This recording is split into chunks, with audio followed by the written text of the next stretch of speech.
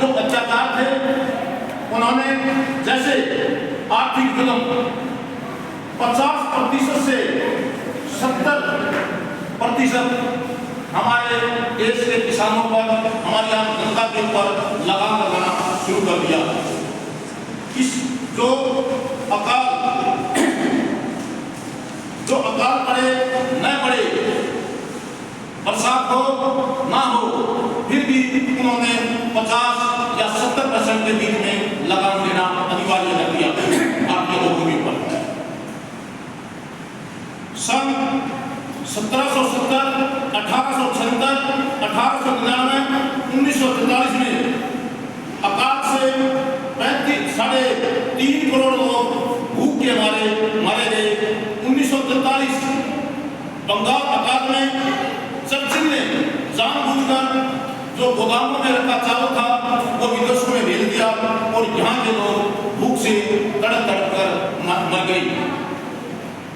उद्योग खत्म किए। जो हमारे देश के लोग अपने हाथों से कपड़ा बुनते थे और जो अपने छोटे मोटे रोजगार अपने घर में लगा रखते थे, अंग्रेजों ने उनको बंद कर दिया और उन्होंने अपने ही कारखाने लगा दिए और पूरे भारतवर्ष में कानून पारित कर दिया कि कोई भी व्यक्ति भारत का कपड़ा नहीं पहनेगा, जो अंग्रेजों से बना हुआ कपड़ा है, इंग्लैंड से आया हुआ कपड़ा है, वो नहीं पहनेगी। और ये कानून उन्होंने लागू कर दिया।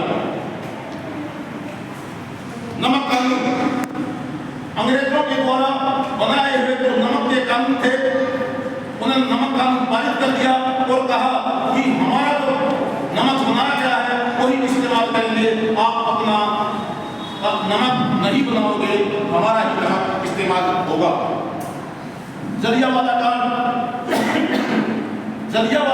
के अंदर उन्होंने 13 अप्रैल 1919 को जनरल डायर में, जहां पर एक सभा हो रही थी, जो अपने देश के लिए जो इसको अत्याचार हो रहे थे उनके बारे में उन्होंने, जब उसको मुखबिरी के आधार पर यह पता चला कि जलियांवाला बाग के अंदर यहाँ पर हमारे खिलाफ हिंदुस्तानी इकट्ठे हुए थे, उन्होंने वहाँ पर गोलियां चलवा दी और वहाँ पर कम से भी कम 350 लोग मारे गए और 1200 के करीब घायल हो गए और कुछ जो बचे थे वो अपनी जान बचाने के लिए कुएं के अंदर छलांग लगा दिया।